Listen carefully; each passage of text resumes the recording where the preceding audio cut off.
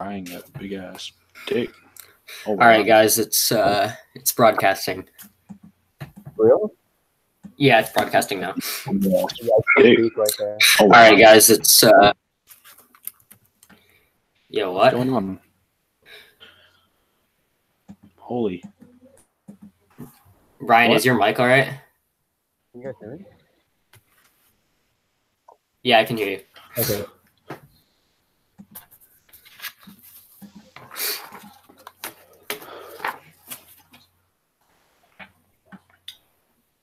Okay, I'll be back. I'm gonna go get some drinks real quick. Okay. Oh, same. Hold up. All right, so we're gonna start this in like 5 minutes or something. Yeah, something like that. Yeah. Okay. I'm gonna go get a drink too. All right, I'm gonna post the link to my page so people can join. Oh yeah, I'll do that. Is this it? What the flip? Oh shoot, we're live. Yeah.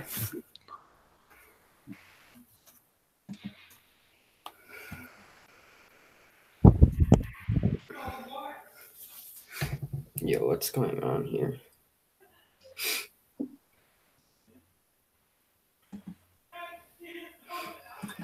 Oh shoot. I'm here. And oh wait, is there like 2 streams going on right now? I think confused. So. Yeah. Which one do I click? If you go to videos, then it only shows this one. Oh, okay. Hail Ethan. That's right. Brian's dad yelling at him? Probably. I hope so. Brian deserves it. That bastard. Rat bastard. All right. I'm going to go grab milk. I'll be right back, everyone. All right.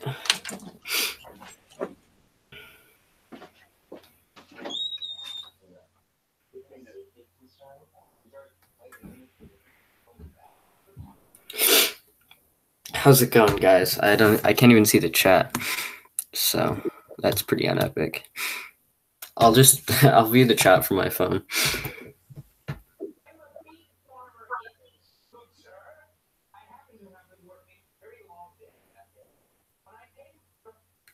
Yo, is Brian like fighting with his parents or something?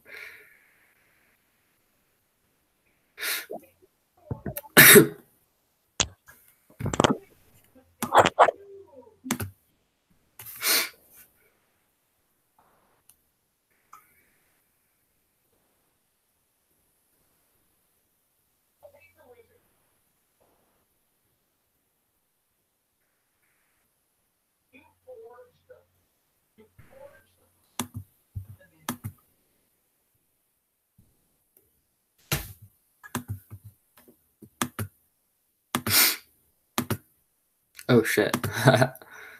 Whoops. How do I unmute Brian?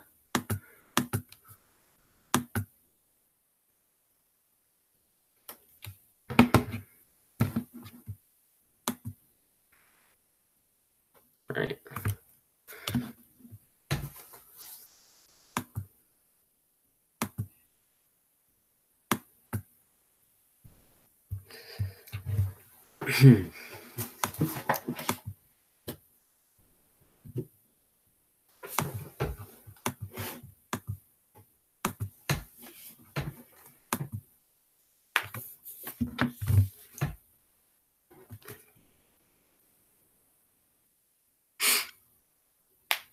Okay, I'm back.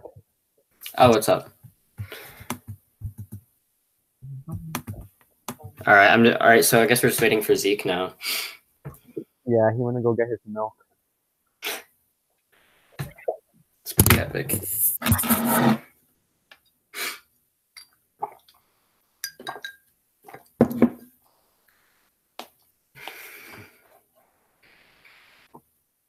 Mouthy Infidel. Okay.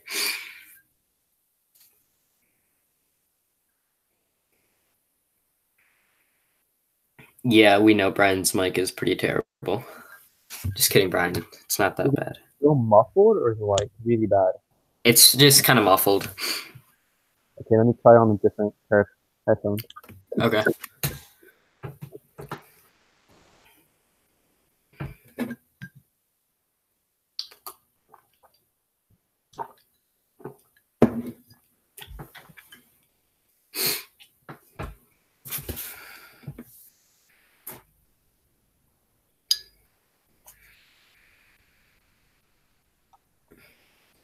Oh, there's a lot of people in here.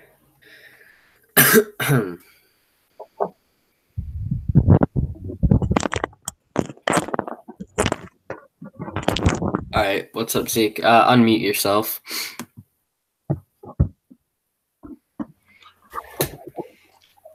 Okay. Was it because of my brother's TV show? Yeah. Yeah, I bet. I couldn't tell if you're like fighting with like one of your parents or something. I don't know. So I just No one was yelling. All there was at my place was The Office. Gotcha. All right. So I guess we can start now. Wait, is my mic better now? Yeah, your mic's all right. Okay, cool. Just a little Just bit quiet. Speak clearly and like kind of close to it. This Yeah. close? Yes, actually, that actually like Okay. sounds clear. Okay, great. All right. So you guys are gonna start. Which one of you is going for first? I guess the cracker. Will you, Zeke? No, I thought you were. Okay, let me just pull up my shit right here. Right then, Brian tells Zeke. No, actually, Zeke, you can do it. Unorthodox Theory. Yada yada yada. Nope. Oh, here we go. So wait, before we start, are we doing that Corwinism thing where it's like we can't cite our sources in the intro, or No, we can cite our source. We can cite our sources. Okay, Yeah. cool. Okay, so do we give like an introduction to ourselves, or do we just like straight out begin?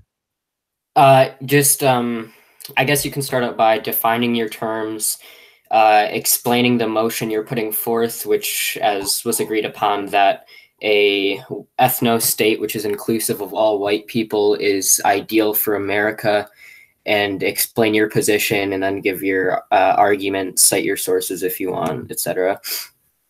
Okay, Zeke, you should do the little defining the term shit.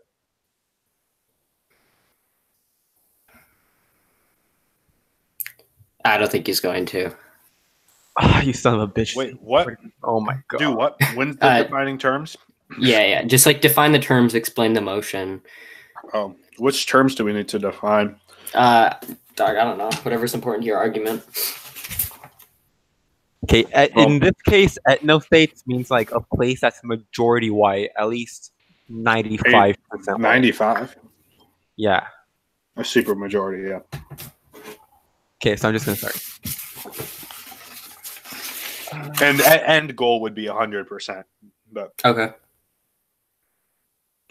So before Zeke and I argue for the existence of America being an ethnostate, in this case, majority white, we should at least get our terms like race and IQ out of the way with. Mouthy, in this context, at least concedes that race is an actual biological reality. But besides race as a biological construct, we have to talk about the race differences that come with it and why they're incompatible with the white ethnostate. It's genuinely agreed upon when it comes to cognitive scientists that blacks score lower on intelligence tests than do whites. This has been found in Jensen 1998 and also in every study on IQ test ever done. For example, Chuck's 2013 looked at over 100 years of testing done on Negroes, and he found that regardless of the study, Negroes actually scored lower on IQ tests than Caucasians. The reason this matters is because IQ correlates with real-world things. For example, in Satoshi Kanazawa's paper released in 2009, he found that I can't take this guy seriously. He sounds like a baby. Okay. In Satoshi Kanazawa's 2005 paper, IQ and the Values of a Nation, he found that high IQ societies were more liberal, less religious, and more monogamous. Not only that, but the average intelligence in societies also increased the highest marginal tax rate, meaning that people were looking now for people who were genetically unrelated to them. And Kanazawa defined liberal as the concern for the welfare of genetically unrelated others.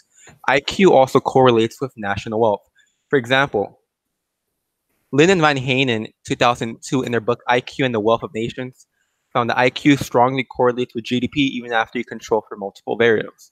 While Lynn's work and Van Hanen's work has been critiqued by other academics, Hunt and Whitman, 2008, Wetzel McDaniel, 2006, and Jones and Schneider, 2006, found that IQ actually does correlate with GDP, further vindicating the Lynn and Van Hanen 2002 hypothesis. Not only that, but as a nation's IQ rises, it also decreases income inequality, according to Meisenberg 2007 and 2008. Due to the changing demographics of a nation, for example, in this case, America becoming less white, this will be reversed, considering that low IQ populations are going to do the exact opposite of what Satoshi described in his 2009 paper. Not only this, but the more brown people you actually import into the United States, the faster society will fall. By this, I mean John R. Baker, in his book Race, released in 1974, looked at Gabinino's essay Inequality of Human Races. In this essay, he carefully looked at explanations others had brought forth to explain the reasons nations fell. This includes decay of religion, fanaticism, corruption of morals, luxury, bad government, and despotism. He found that these environmental variables that people put forth to explain why nations fell did not actually explain it. Instead, he found that certain races are better at uniting people to make civilizations and others aren't. The ones who aren't good at making civilizations, who come into a place where a large group of people are part of a race that can make civilizations, actually leads to the decay of civilizations. And the people who can't make these civilizations, for example, blacks, aren't stopped by environmental factors. Since there are other populations out there who were in worse environments than Africa, who were able to build some sort of civilization. And considering Europeans and Mongoloids, according to Baker's criteria for civilization, were the only people to have actually developed a civilization, it makes sense as to why civilization starts to decay when another comes in. Not only this, but it's generally well recognized that blacks, for example, commit a disproportionate amount of crime in the US. This has been found in Beaver, Ellison, Wright 2009 and The Color of Crime 2016. The reason this matters is because black people are actually 12 times more likely to attack Caucasians, according to The Color of Crime 2016, and they're also more likely to commit interracial rape. This matters because white people who have a reasonable fear of black crime do not deserve this and thus deserve their own ethnostate. So race differences, for example, in IQ, crime, lack of self-control matter for the ethnostate. Okay, Zeke, you can go. Go with what? Just go, Jesus Christ. Go with what, dude? You gave the intro.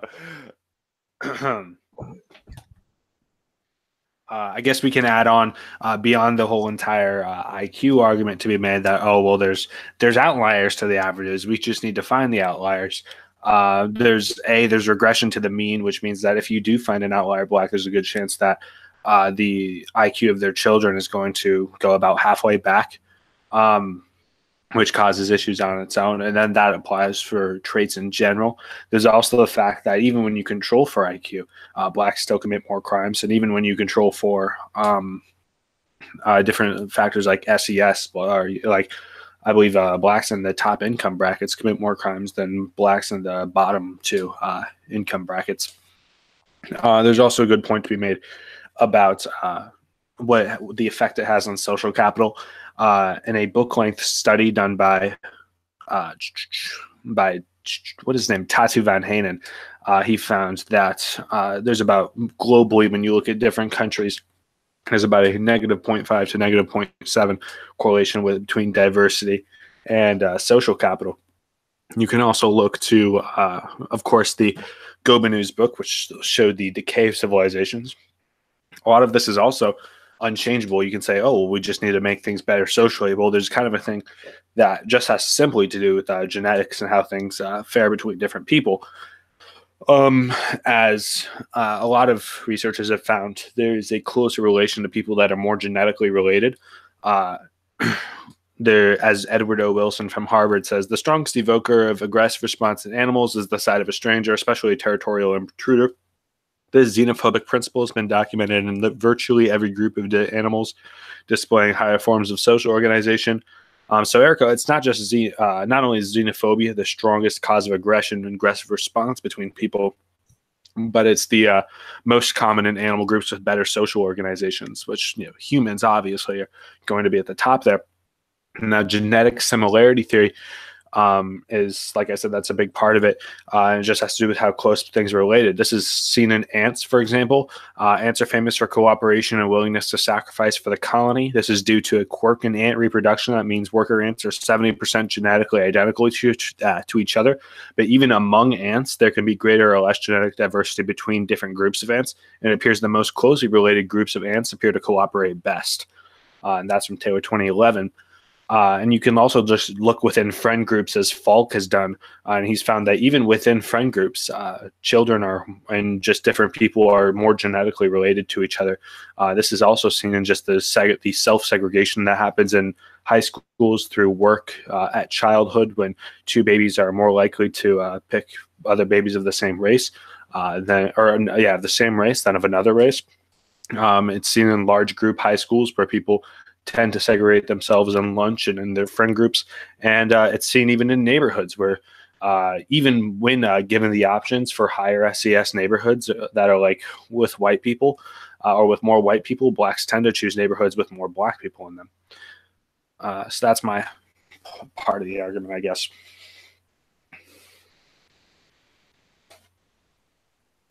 Okay, so would you guys mostly characterize your views that diversity hurts social trust, race differences in things like intelligence and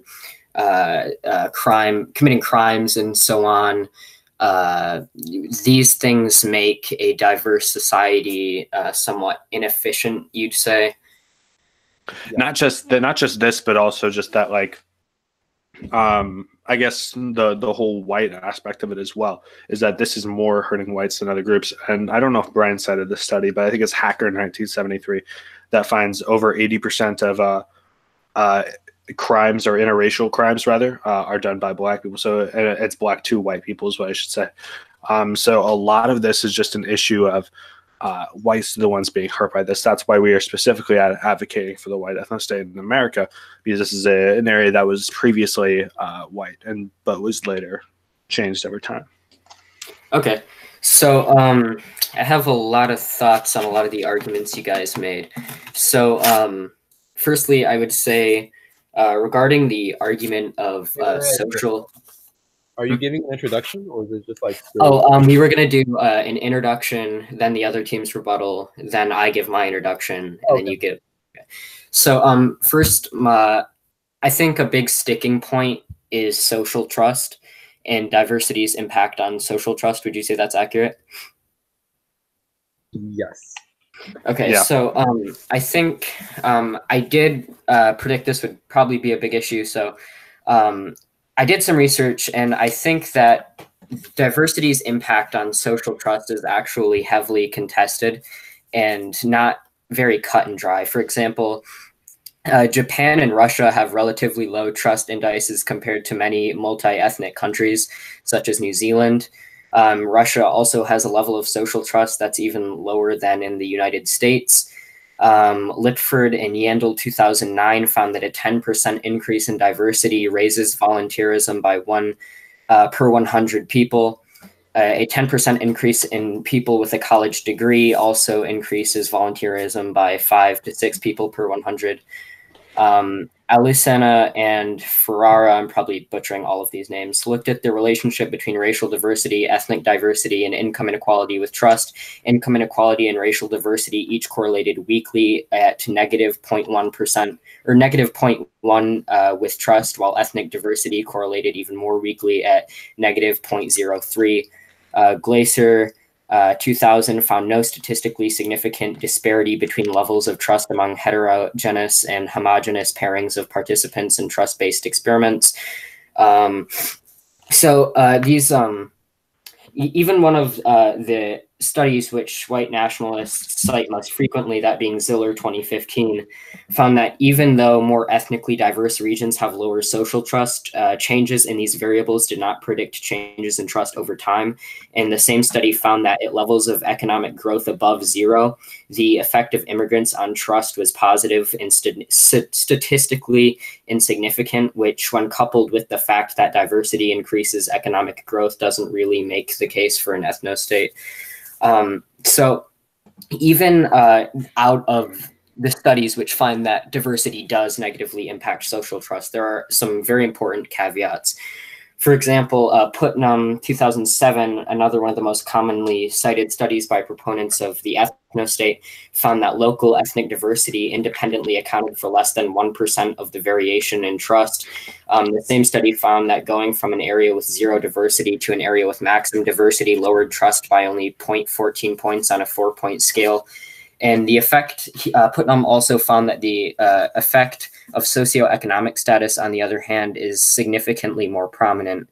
The study all in all suggests that a high SES immigrant would probably, if anything, increase local social cohesion, even if it also increased ethnic diversity, because the effect of socioeconomic status is more statistically positive than diversity is statistically negative.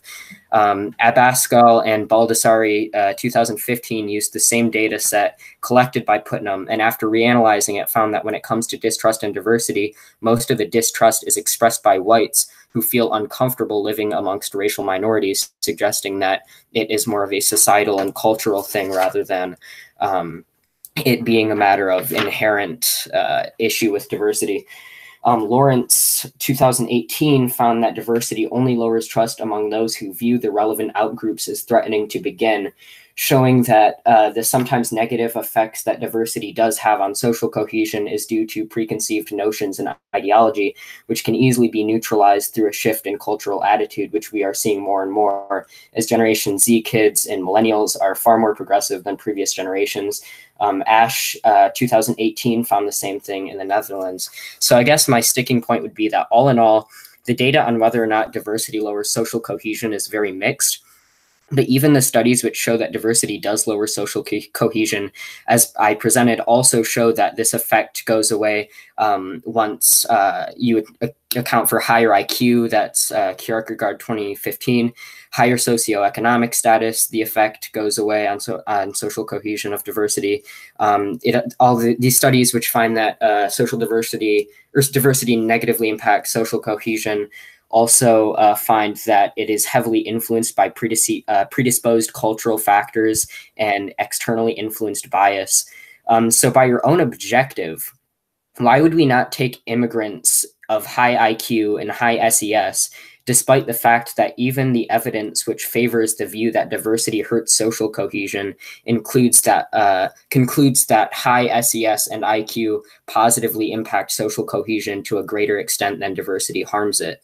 Why would you rather take in no people of other ethnicities or skin colors as opposed to taking in people of high SES, high IQ, etc.? And also, I think another big sticking point is this argument of racism isn't a learned behavior. You obviously talked about other species and such. You talked about ants, which I don't really think you can equate the social cohesion among ants to the social cohesion between races. I think if you want to look at it more accurately, you should look at studies which specifically study how external and internal factors influence race in our culture and our species specifically, which when done, you find that the evidence doesn't really conclude in favor of your point.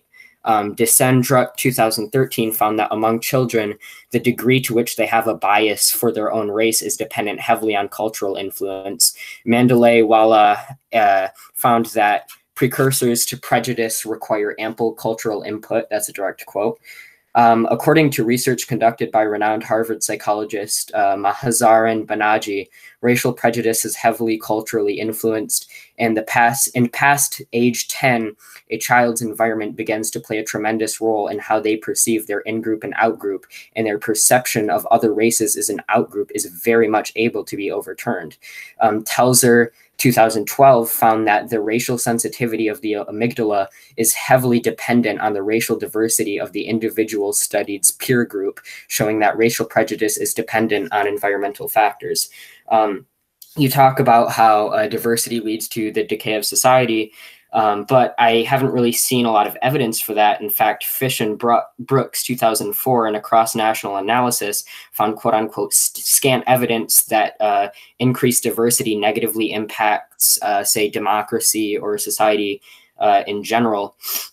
As far as your notion about violence, I don't really see that as very evident in the research that I did either. For example, Fearon and Layton 2003 found that after controlling for per capita income, more ethnically or religiously diverse countries have been no more likely to experience significant civil violence.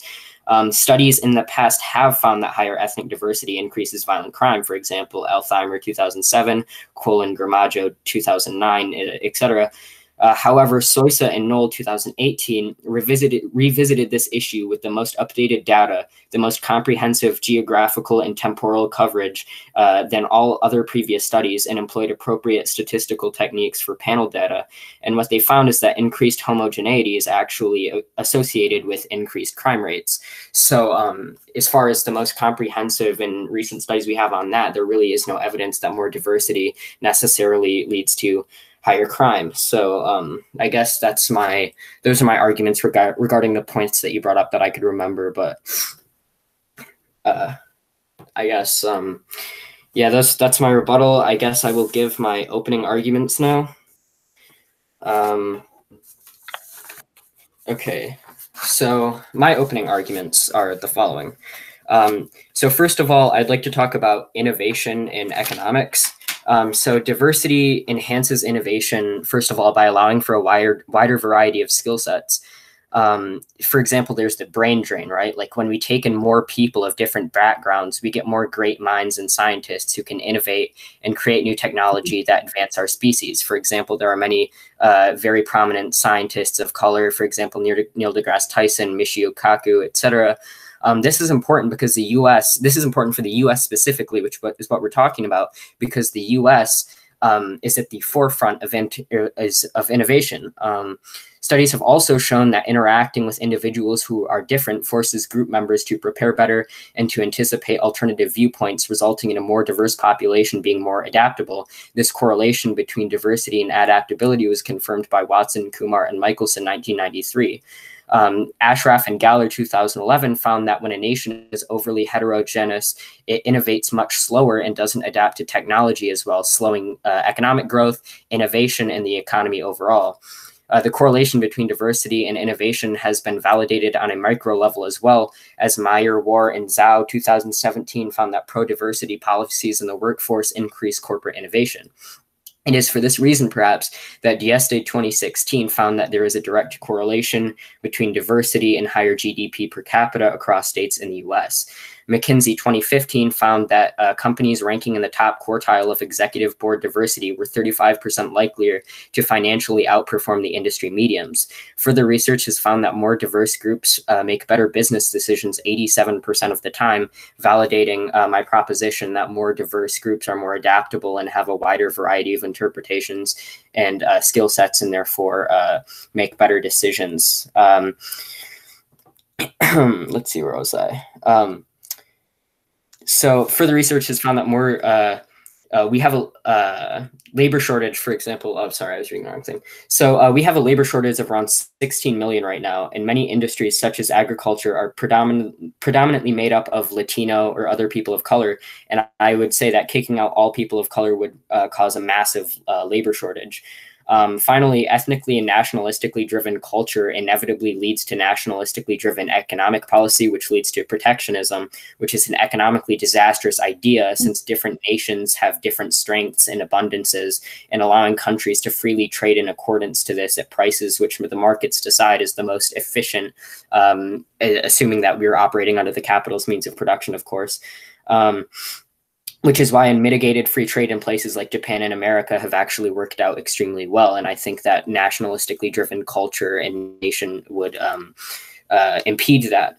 Another point I'd like to bring up besides economics and innovation is foreign policy. There are over 3 million Muslims in the US, according to the results of Pew Research polls. Muslims born in the US are considerably more liberal and secular and more in line with what you would consider American values than Muslims in the Middle East and Muslim immigrants as well. In order to reform the Muslim religion and de-radicalize the population, we must allow them into the West because, you know, as I've validated through Pew Research polls, this largely de-radicalizes the population. Not allowing Muslims in would cause the radicalization of millions and exacerbate terrorism, and subsequently taking out the 3 million that are in the U.S. would inevitably result in them feeling unfavorably towards the U.S., which is directly correlated with increased acts of terrorism and terrorist activity, etc. Also, I would say that exporting all people of color would result in giant waves of immigration going towards other countries, which would cause extreme issues and international anger directed towards the US. Europe is already seeing excessive immigration. Sending all the minorities in the US back into the world would completely destabilize Europe and subsequently destabilize the international community. I would also say that having mutual family members, shared heritage, etc. with other nations grows a stronger bond between nations. Isolating culturally and ethnically and otherwise to an extreme extent would create division with other countries and subsequently would grow international tensions. This is actually empirically validated, as well as Bingham 2012 found that there is a link between nationalism and increased war, which we cannot afford at this point in our history when we are an international community on the brink of nuclear war with the capability of destroying the planet via nuclear war. I would also like to talk about theory for a minute. So Lacanian psychoanalytic theory asserts that the human mind works in a way which gives the illusion of fullness, a part of which covers a negative gap which can never really be filled. This is mirrored in the Marxian notion of ideology, which asserts that ideology is essentially a false consciousness propagated by power structures to breed a sort of voluntary obedience and so on. Ideology functions in a way which creates an illusion of true fulfillment if only this gap could be done away with, and associates this gap falsely to any given factor, in this case race. Rudolf Rocker analyzed nationalism in the context of the historical development of the state. What he found is that nationalism was the foremost ideology which the ruling class used to bind the working class to them in a tight form of voluntary submission. This is largely because nationalism inherently dusts over the concept of class division, replacing it with the concept of racial division, despite the fact that historically and empirically, class is more divisive than race, and class division accounts for infinitely more of the issues in our society than does racial division. In this way, nationalism is counter-revolutionary in that through the lens of race, it binds the working people to the state and to the bourgeoisie, thus defending capitalism and existing power structures, which I deem to be a major, major issue, and that I believe capitalism and the state as it exists today are to be abolished if we are going to make substantive progress, which cannot happen in a nationalistically driven society, which one, diminishes the importance of class division, and two, impedes the possibility of international revolution through national isolation and division. So I would say that, we can talk about crime, we can talk about culture, and we have, but there are there are two existential threats to our planet as a whole.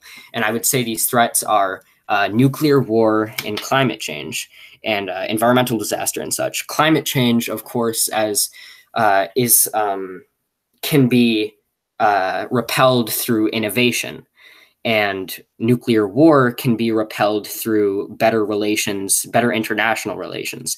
I think an ethnostate would drastically reduce our capacity for innovation and worsen international relations. So even beyond things like social cohesion and crime, I think these things are irrelevant when we consider the existential threats of ethno-nationalism and of the ethnostate, and which I deem to be much more important than these issues. And I would say also all of these issues which you're talking about, for example, like crime and climate change and all of this stuff, I think its greatest adversary is capitalism as it exists today. And I think, as I explained, nationalism is a core defender of capitalism, or nationalism is a historical defender of capitalism, and therefore I think it is counter-revolutionary. And so all of the things that you bring up, such as IQ, are somewhat irrelevant to the macro picture. I would also point out that your arguments about things like IQ are only applicable to the capitalist society which we live in today, which of course I don't believe in. And you're arguing that an ethno-state is not only preferable but ideal. So you must also, so these arguments aren't really applicable to the post-capitalist kind of society, which I would find preferable. And therefore I can comfortably negate them as irrelevant to your point. As Zeke, frequently noted in his rebuttal to my essay about healthcare, you can't just say why something is better than our current system. You have to say why it's the ideal system. And I guess that concludes my thoughts.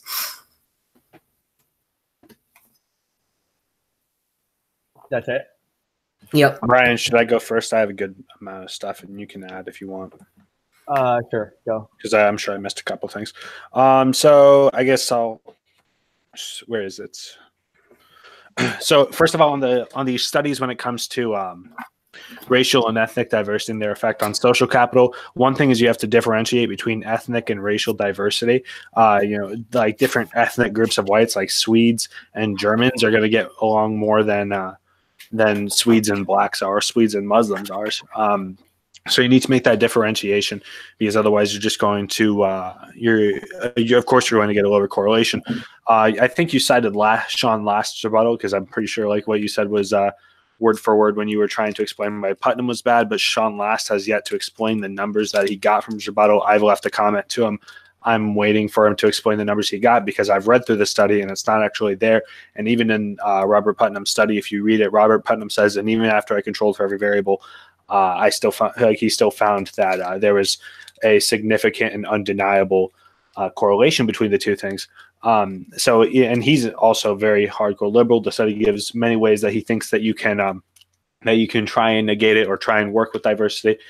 But still, he still does concede the point that it does seem to harm social cohesion, and I believe that is more to do with genetic reasons. Saying that it comes mostly from whites, that's not really a suggestion that it's a cultural thing.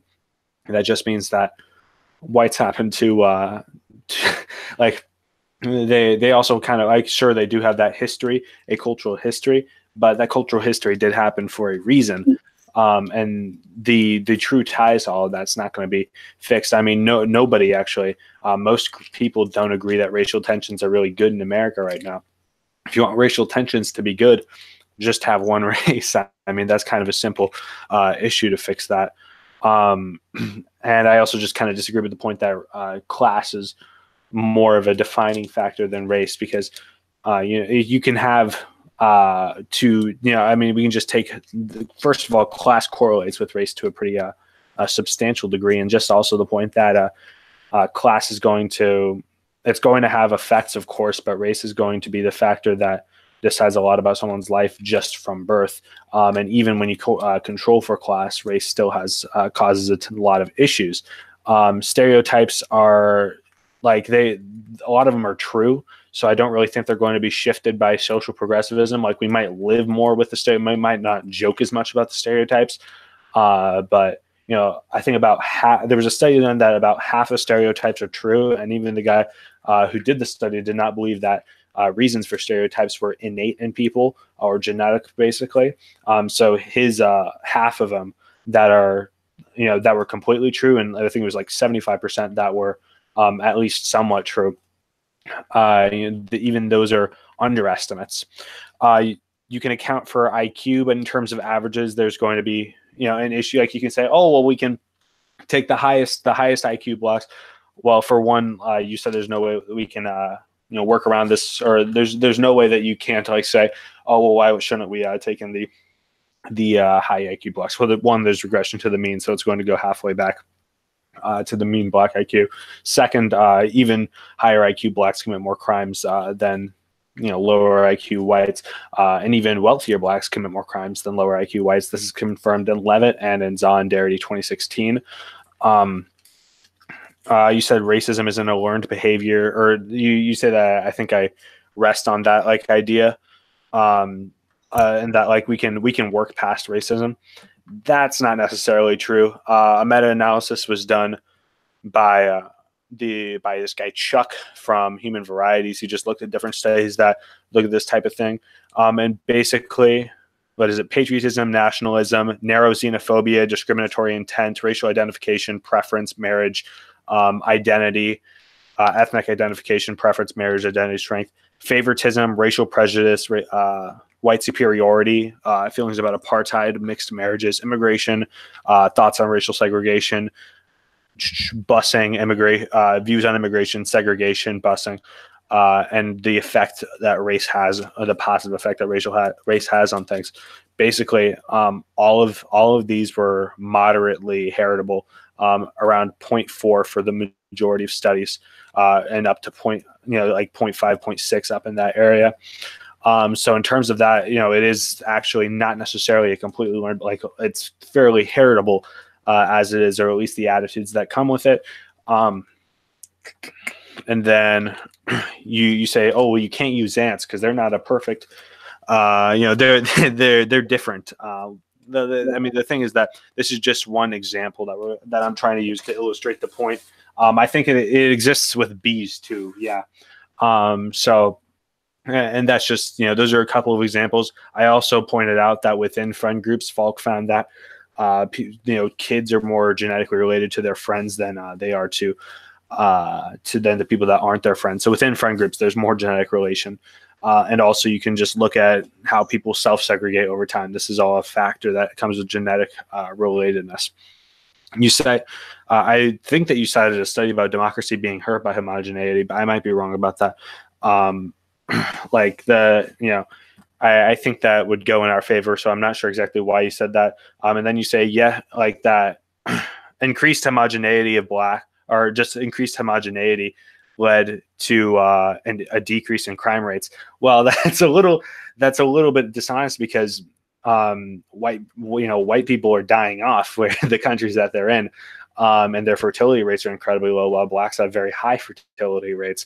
Africa is going to be the most populous area in the world. I think it's going to have like over 1 billion people in it in the near future, like 2030 or something like that. I don't remember. In the near future. I'm sorry. Can you reiterate that a little bit? I don't mean to interrupt you. Oh yeah. So, but like I believe you said that one of the studies you cited, it said that homogeneity led to lower crime rates, or that it did not have an effect, maybe. But the fact is that you're looking at homogeneity in general. White people have been dying off, and they're continuing to. Their fertility rates are very low. At the same time, their countries are becoming less and less white. There are more blacks being born. Africa is booming with their amount of children they have. It's going to be 1 billion at some point in the future, in the near future. I don't remember exactly what year it was. So the point, this point that, increased homogeneity. Well, increasing homogeneity recently has been increasing the homogeneity of blacks.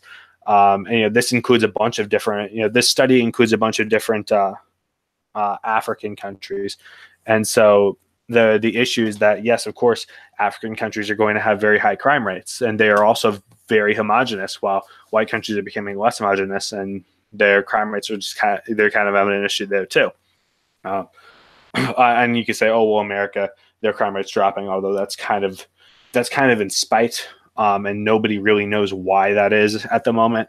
So that's just kind of my point on that. But even then, like the fact that and I've run a state by state regression analysis that finds that and other people have done this too, that the amount of black, and I think state by state, it's not perfect, but it's certainly better than country by country. So if you look at state by state regression analysis for it, then you'll find that the amount that percent black actually has a correlation of about 0.8 with the amount of violent crime in a state. So that's from myself. That's from UNS. That's from Rubenstein.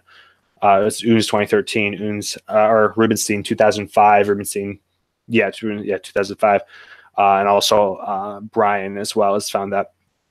I don't know if this was what you meant to say. I believe at one point you cited a study that said heterogeneity led to a decrease in innovation. Were you trying to just say, oh, well, this is one study, but here's other data? I hadn't said anything that said heterogeneity increases innovation. Or that it said, I thought you said to say that it led to a decrease in innovation. I thought. I said there was a study. I said a study which said that ethnic diversity increases violent crime. No, I when you were talking about innovation and such, I may have misspoke. Well, anyways, at least as far as I know, there was a study done by Falk that finds at most there's no relation between the two.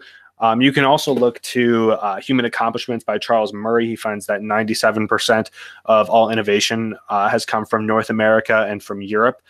You can look at the world, the WIPI, and it finds that North America and Europe combined make up over 31% of patents. And that's first of all disproportionate, and also because China's kind of had a boom in their economy and the amount of people that they have.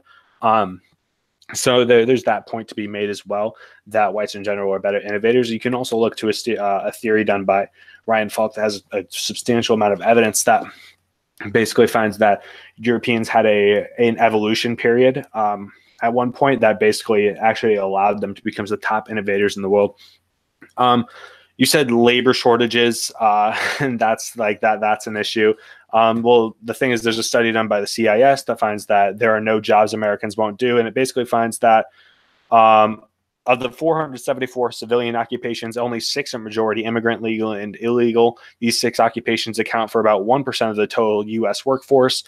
Moreover, native-born Americans still comprise 46% of workers in these occupations. There are no occupations in the United States which a majority of the workers are illegal immigrants. And you can say oh, we need them in agriculture, things like that. Well, one issue there would just be the amount of wages, and the wages have been dropping because we allow immigrants in because of free trade policies, and that's not necessarily as much applicable to agriculture, but those things, and then just the lack of a minimum wage, or not a lack of a higher minimum wage, that's what I mean to say there. And then you also say oh, well, protectionism it causes some issues. I disagree there. Protectionism is actually kind of necessary to some degree, especially with China. And that's necessary for protecting largely manufacturing jobs. We can debate that at another point. I don't really think that point's as much necessary to this debate, though. And then you say that, oh, well, it's going to make the Muslims more enlightened. That's not really our business. I guess you could say that's just kind of a subjective disagreement, but that doesn't take away from the point that we should also just be trying to protect whites in America, or protect whites in different areas. That we need to create a home that is dedicated to whites. And that was America's point for most of its history, and that it was isolationist, or at least non-interventionist for most of its history, that it did not get involved in these areas. You say, oh, well, it's going to cause issues if you just deport all these people or export all of these non-whites in the country. Well, that's not necessarily the plan with this. There's a lot of other ways that you can do it. That one is largely ideological and impossible. You can move them through cutting welfare, taking away the tax cut for having children so that they largely depopulate themselves. You can pay them to leave. Or you can start certain programs that are just for reducing crime, things like that. There are a lot of different ways that you can reduce populations, as well as just increasing the white population, so that they would be the outnumberers in this case. Your points on capitalism is oh, well, the main issue is capitalism. That's what's hurting global warming and all these and causing these issues with wars and all that stuff. And I don't know. You said that like nuclear war. I mean, rather that is another big threat. You said climate change. I think 9 out of 10, or was it maybe? Yeah, it was 9 out of 10 of the top 10 countries contributing most to trying to fix climate change were all European, and one was in Oceania, which is white. And then also whites are, like I said, whites are responsible for about 97% of innovation over time. They are also largely the innovators as of today. Multiple people think that you can solve the wars in Africa through American intervention in that sense. And that, they aren't really great at solving it themselves. Having this country become them is also not going to help solve that. And you can look to an essay done by John J. Strumlaw concerning that matter. And then also foreign aid is, I think it was like 8 or 9 out of 10. It was 8 out of 10 of the organizations or countries that were contributing most to foreign aid to Africa were European or largely donated to by Europeans. Okay. And then one more thing was that and then the whole thing about capitalism. Okay, so when it comes to like, oh, well, these issues aren't going to be here. There are these differences between whites and blacks and how it hurts blacks or how it hurts whites and how blacks act and crime and all that stuff. It doesn't matter because the biggest issue is capitalism. Well, the thing is, like, you're not going to abolish capitalism, and you're not going to successfully abolish capitalism with blacks because let's see if I can. So for one, blacks are just a lot more lazy, which is heritable. There's also data that shows that. Let me go to it real quick. Banfield 1974 argues that the primary cause of black poverty is because the lower class person lives from moment to moment and that they are unable or unwilling to take account of the future or to control their impulses, and impulsiveness is heritable at I think around 0.5. Herrenstein and Wilson 1985 report that poor blacks wanted to make a lot of money, but they left jobs if they were low paying, while ironically saying that the work game is strong. Wilson 1997 also reported how blacks told ethnographers that their black unemployed friends were lazy. One person said that many black males don't want to work, and when I say I don't want to work, I say don't want to work hard. They want a real easy job making big bucks. So I think blacks are actually more capitalistic than whites are. And, okay, so can I just say before Brian, before you give your points against my points, can I just respond to Zeke? Because if you add, I'm not going to remember the stuff that Zeke said. Okay. Okay. Were you finished, Zeke? I was just going to kind of also add one more thing on that. So, or just to like kind of conclude the whole point about, oh, well, black people in capitalism are, they're a lot more capitalistic than whites are in that sense. And they don't want to work as much. So this whole like social collective, if you create like a social state where everyone contributes equally and wants to contribute equally, that's not likable among blacks. And you can see this also when Bernie Sanders ran. He talked about wealth inequality, which affects blacks most, but they didn't vote for him. They voted for Hillary Clinton. The biggest issue for black people is just blacks, is how the people are going to talk about race issues. Now, that's not good for whites because that means affirmative action and other programs that hurt whites and just being light on crime. Things like that are going to help blacks more. They are more about helping black issues than they are for helping white issues, and that's an issue for whites, and that's going to be a thing that's not going to change with them. So I just see the issue as simple that if they want that, they should not be with whites, and that they should not be around whites. Okay, so all right, so I have a lot to say about what you just said. So first of all, I think it's kind of weird that you cite the fact that black people like to work less, and you say that makes them more capitalistic than whites, which in fact the opposite is the truth. I think what that shows is that they have a higher disdain for work, and work is a characteristic of capitalism. So I think that you could contort that to being that blacks are actually more anti-capitalistic than whites. You say that we can't have a revolution, or we can't achieve socialism, communism, whatever with blacks. That's actually the opposite of the truth. What we really can't accomplish, socialism or communism, whatever you want to call it, what we really can accomplish that with is national isolation. In fact, if you've ever read Marx or any theory, socialism is not just characterized by worker ownership of the means of production and so on, but is inherently has to entail internationalism. And internationalism is a lot harder with national isolation and division, etc. So now just you talk about how Western countries are polluting more, contributing more to climate change than America. Again, I think that's irrelevant because implicit to socialism is the concept of international revolution. So that's not really relevant. Now, to go back on some of the other things that you said, you talked about regression to the mean, how they, even if you find somebody who has a high IQ, they go back to, half of what it is or whatever. I think that even given that premise, you could still say you could find people who have an IQ, which, okay, so you can estimate what their regression to the mean will entail. So you can take, okay, their IQ is this right now. If they regress to the mean, then their IQ is going to be this. And I think from that fact, you can extrapolate the argument that, well, given that we can take somebody who has an IQ that is such that when regressed to the mean, it will still be higher than that of the average white person. Of course, those people are still going to exist. So even that argument doesn't really make your case. You can still find outliers, which when they regress to the mean will still have a higher IQ than the average white person.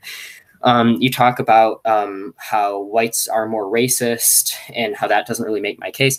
But the problem is whites are more racist than blacks, but the extent to which a white person is racist does vary across countries, and it does vary across generations, showing that it actually is environmental and not just some genetic fact that racism is more prominent among whites. So I think that does make my case that racism is externally imposed. You talk about racial tensions have one race. I think that's actually largely not true. So you talk about, and I think this is a good point that I was hoping to bring up. So you talk about if we just eliminated races, we have one race, then there won't be any racial tension. That's not true. Yugoslavia from 1918 to 1992 tried an ethnostate that functioned for a short period. However, the Croats, the Slovenes, the Serbians, etc., started fighting over national identity, causing further division, which led to the destruction of the ethnostate. This is because when you have a civilization that is built around identity, even if you get rid of all people of color, there will still be ethnic division, which will lead to conflict if you have a society conditioned to see ethnic division as a bad thing, right? So this is why a lot of the time when you try to erase ethnic division, it doesn't really work because there will always be ethnic division. And then all you've done is placed an emphasis on saying ethnic division is bad, which causes the ethnic division, which will still inevitably exist, to be more of a problem. Let's see, what else did you say? You talked about how race is, or class is not more divisive than race because race is, race is a determinant of class. That's really not relevant because, again, I'm talking about the abolition of class as a concept. So that's not really a relevant point. You talk about how we can just decrease the population of other races, or we can pay them to leave. Decreasing the population of other races would, obviously it would take a long time. It would be largely inaccurate. You're arguing for an ethnostate. An ethnostate is defined by you. You said that an ethnostate, the end goal is a 100% majority. You're not going to achieve a 100% majority by just, taking away the benefits of having children. No, America is still one of the most prosperous nations in the world, and therefore people are going to want to come here. The only way you can have a 100% ethnostate realistically is through force. And you say, and even if we could do this, even if we could take away the benefits, we could disincentivize living in the US. Let's say theoretically that this did work and this did cause every minority to leave the nation. This still doesn't discount my point that Europe is seeing excessive immigration and is largely collapsing because of it. And if we send out every minority in the US, which is millions and millions of people, most of them are used to Western culture, so they're mostly going to try to immigrate to Europe, which is going to lead to again, Europe collapsing, the international community collapsing, etc. You talk about more innovation comes from the West than like any other country. Again, I think that's really irrelevant.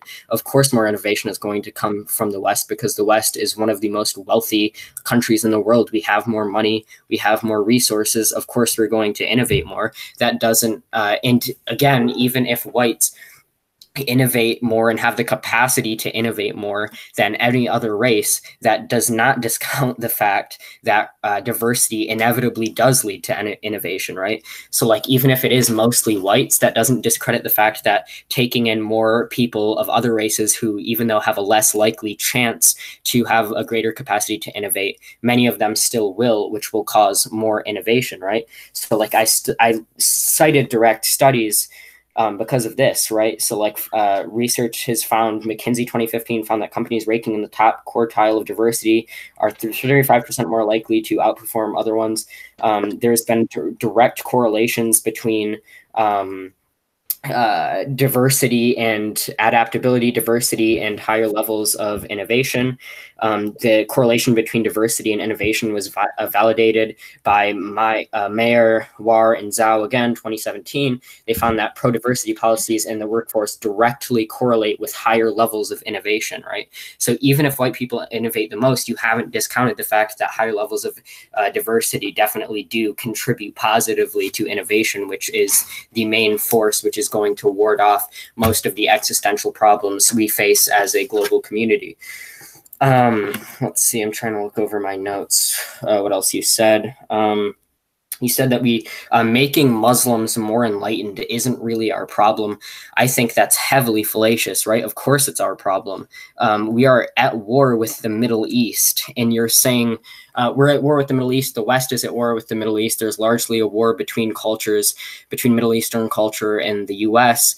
There are many Muslim nations with nuclear capabilities, which if set off, if made angry by the US, to a greater extent, would use those nuclear capabilities, set off a nuclear war, which again is a large, very prominent existential threat. And so you saying it's just not really our problem, that's just completely untrue. It directly is our problem.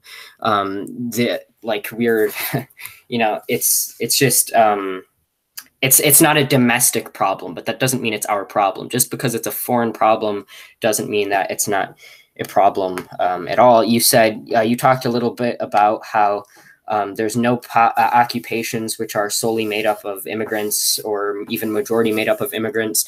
I again think that's pretty irrelevant. I think that again, there's a labor shortage of around 6 million in our country. There are millions of ethnicities which make up small portions, and even if different ethnicities make up smaller portions individually of these different industries, and there's not maybe one particular industry which is made up of predominantly immigrants or predominantly, first of all, we're not even talking about immigrants. Your analysis discounts foreign-born people of other ethnicities, which is what we're talking about. We're talking about an ethnostate, not tighter immigration policy or whatever. But so that doesn't, saying that there's no specific industry which is made up of a majority of immigrants does not discount the aggregate impact that immigrants have when you take into account all of the industries in which they are maybe even a substantive minority combined, right? Like I took the aggregate, you know, we have an aggregate 6 million jobs which are unfilled, right? And like you say that surveys have shown white people will take any job, but honestly, I really don't care about those surveys because we're seeing that white people aren't taking those jobs because those jobs are there and those jobs are unfilled. That's 6 million. And you cannot deny that, trying to, get other races out of the workforce, get other races out of the country would not have a significant negative impact of, or on the, amount of on the labor shortage, which is a major problem. You talked about is racism heritable? Again, I think saying that racism is heritable doesn't mean that it can't be overturned by environmental factors, right? Like, as I studied earlier, or as I said earlier, there were studies which showed that after the age of 10, the extent to which a child is able to have their racial prejudices overturned is at its peak, right? So like, even if racism is heritable, and I'm sure it largely is, that doesn't mean that it can't be overturned. So that's not really necessarily an argument against environmental factors having sway over racism. Let's see if there's anything you said that I wrote down. Hold on. Increased. Oh yeah, you talked about increased homogeneity and how increased homogeneity doesn't necessarily lead to, or you talked about how increased homogeneity doesn't necessarily lead to more crime because the homogeneity has been shifting in favor of blacks. I guess that's a fair assumption, but as you noted, or not assumption, but analysis, but as you noted, the crime rate in America has been going down despite it becoming more diverse, which kind of discounts that whole premise. All right. I think that's all I wrote down. Before Brian goes up, my points are rather short here. Oh, I'm sorry, Brian. I love you. But yeah. I guess, no, Brian, you can go ahead because yours is like more, and I'll add anything that you miss here. Oh, Jesus Christ. Okay, so there's a few critiques I have of Mouthy's argument. First, when it comes to actually the diverse and ethnic studies, as Zeke pointed out, the problem with just saying that replacing diversity with ethnicity or whatever, it doesn't really tell us anything because it's not telling us what races they are or what ethnic group they are. For example, I can make a study saying that ethnic diversity increases crime or decreases crime, but then when you read a study, it's just talking about like Irish people, Slavic people, different types of white people. So that's one critique of it. The other critique is controlling for class. The problem with controlling for class is that it correlates with race. That's a problem. Since the thing about, I know you're arguing for the removal of class, but you really can't remove class since regardless, we're still going to have a racial hierarchy based on different correlates of race. And the problem with controlling for class in studies is that not only does it, it correlates with race, but in general, blacks are more lazy. Since even black people, for example, in Banfield 1974, and ethnograph studies reported in Hertzstein Wilson 1985 and Wilson 1997, all find that black people are generally lazier than white people. And Zeke did say that they're more capitalist, whatever, even though that sort of contradicts itself. But the ethnostate, in this case, the white ethnostate, does not have to be capitalist; it can be socialist. And since in socialist society, people still have to work, the Negro is not going to work. The Negro is going to expect everybody else to support him. And this ties in with IQ and the values of a nation. Since black people are in America, it decreases our average IQ, and in turn it decreases GDP. And not only that, but it also does not increase the highest marginal tax rate, according to Satoshi Kanzawa in his paper, finding that a higher IQ actually increases the highest marginal tax rate and increases people looking out for people ungenetically related to them. And the problem with having minorities in the white ethnostate is that it's not going to allow that. Furthermore, he said IQ is not, wait, I don't know what to talk about. Increases in crime rates due to homogeneity. I tried looking at the study of which that came from, but it just seems to be measuring crime overall. It doesn't actually tell us anything about racial diversity and crime. It's like those studies that find that more immigration does not lead to an increase in crime. Well, that might be true at the macro of, at the macro level. At the micro level, it's not telling us anything because we don't know what type of race they're looking at or who's committing more crimes regardless. I think the regression to the means. The problem with just taking in these smart brown people like Neil deGrasse Tyson or other people like that is they're a very small few. I mean, we can look to Africa. the average Negro there, it's not going to be like a rocket scientist, you know, Dr. Tyrone is not going to be building like fucking pills or taking a pill.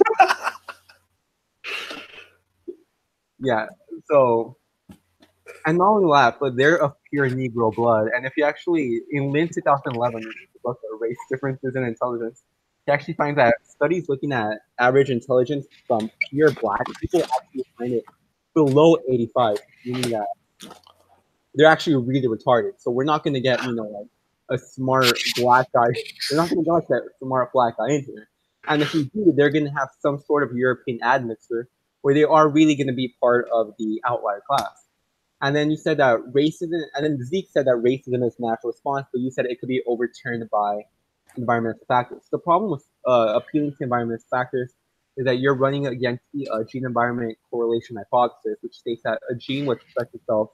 Genes build their environment, and the environment shapes the gene. The problem with this is that it makes sense for whites, or even if they are the most racist or not, I'm not sure, but it makes sense for the environment not to cancel this out. Since if you have a white person going to a black neighborhood, for example, they're going to be probably hearing crimes, gunshots, or whatever, probably going to get raped. So it's going to cause them to be even more racist or whatever. More racist. It depends on how we define racist, of course.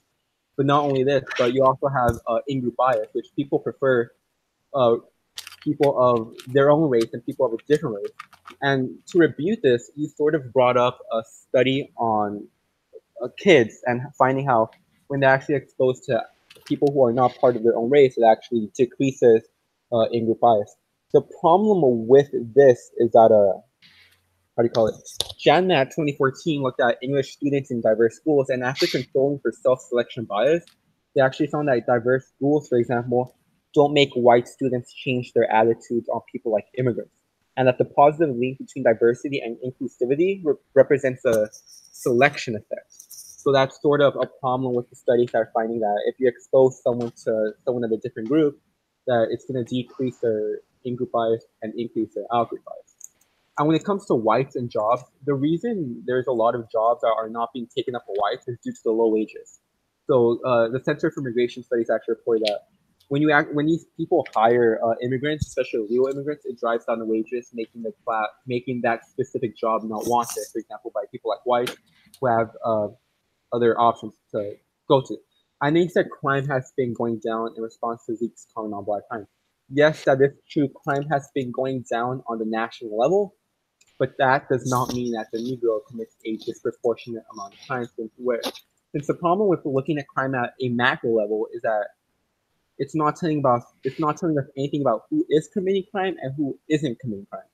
And then you try sort of relating this to capitalism, but that capitalism is not causing these problems or these differences. It's just that most of it has to do with genetics and divergent human evolution. Since blacks evolved in a place that required less intelligence, lower self-control, raping people, and whites and Asians did not. So that's part of my critique. And not only that, but I want to add really quick. You said that there is evidence that diversity actually increases increases innovation. But there is an article on Brightwork Policy by Sean Snapp, and he finds that when you actually look at these studies, the evidence that diversity improves innovation actually isn't true. Since they're actually they're looking at these studies in a way that they already have their mindset. They have the hypothesis set that it does. They're just coming in it from a niche level. And he found that these studies actually have a lot of negative ones, they have a lot of pro ones, and they also have a lot of neutral ones. So it's not exactly a clear cut and paste picture, since the evidence for this is mixed. And sort of trying to portray it as that diversity does increase innovation is sort of fallacious on your part, when the evidence is not clear cut, it's in the middle, and it does not support anything. And yeah, that's it. I think Ryan got to really everything I needed to say there. One big thing though is that there's kind of like an issue where Mouthy has the predisposition that abolishing capitalism is the main thing, but then he also like kind of goes into, oh well, that's not pragmatic, because, or he doesn't necessarily say pragmatic. I think we need to like, well, we need to either say, well, like, yes, there's the predisposition, and that predisposition is going to cause your opinion on this to stray massively, or we can kind of work within what's actually like the more likely scenario, which is the more pragmatic area. So like the whole point about like, oh, well, capitalism, we need to abolish it, or that we need this international revolution, workers of the world unite. That like that's probably not going to happen for a long time. I don't see an international revolution at the very least happening. So I would just say the better way to look at this is, what can we do now, and what's more likely. And like I just say that like the predisposition thing is going to kind of is more of an issue. So working with like what's actually possible to make things better for whites is also a good thing. Also, just to point out on the whole like the thing like where, oh, well, racial biases can be overturned by past age 10. The thing about that, though, is that heritability goes up with age.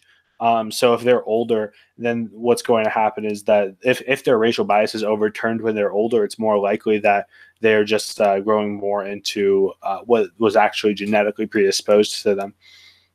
And yeah, the thing is just that the decreasing crime in America is more in spite of the amount of diversity we've had. Oh yeah, and then also just like the whole Yugoslavia thing, because Brian didn't get to that. That's sure what I guess that happened in there, but the thing is, like, America, we've already worked past the ethnic division when it comes, like, when I think around the 50s we had basically worked past these ethnic divisions, and the point to be made there is just kind of that, you know, it wasn't. I don't know. I guess that would just more make the point. When it comes to America, we already worked past these ethnic divisions, and I don't exactly. Yeah, that's really all I have to say there, I guess.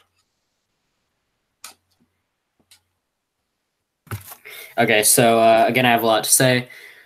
In order, Brian first said that an ethnostate could not be capitalist. Maybe an ethnostate could be socialist.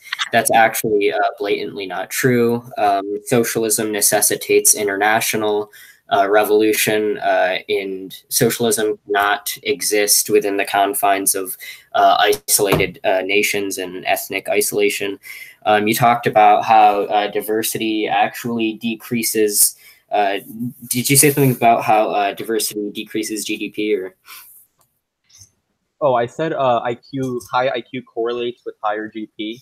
But when you have the exact opposite, like since America is becoming more brown and you're bringing in more brown people, it decreases our average IQ, and it's going to decrease our GDP and our highest marginal tax revenue, meaning that people aren't going to be looking out for people who are ungenetically related to them. Okay, so regarding, because you kind of allude to the impact of having other races on GDP, as I as I cited earlier, there are positive impacts which have been observed between diversity and higher GDP. For example, the Ethnostate 2016 found that among states in the U.S., high GDP is directly correlated with higher levels of diversity. It's also true that over 85% of the states in the US, which have what's considered quote unquote high GDP, have over 50% diversity. Regarding your point about international crime, you both critiqued my international crime study. However, there are other studies which don't don't operate regarding internationalism. For example, UC Irvine found that in California, rising levels of immigration were actually correlated with less crime.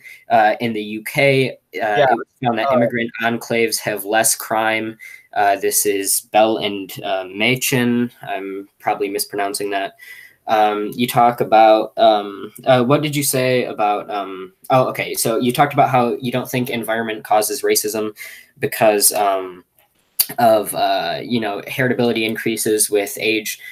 So either your assumption Okay, so basically you're taking two factors. You're saying heritability doesn't increase, or heritability sticks to you with age, so it's impossible for heritability, or for somebody's heritable behavior to decrease as they get to a higher age. And you're taking the fact that racism is heritable, and you're extrapolating that to the fact that racism cannot be environmentally overturned, or largely cannot be. But somewhere the problem is with taking two factors or two premises and just extrapolating from those basic premises the idea that this is the absolute truth. It ignores the fact that there are other factors at play, and these other factors, whatever they may be, are very present, because as I pointed out, racism is largely a learned behavior, right? Like Descendra 2013 found that among children, the degree to which they have a bias towards their own race is dependent heavily on cultural influence.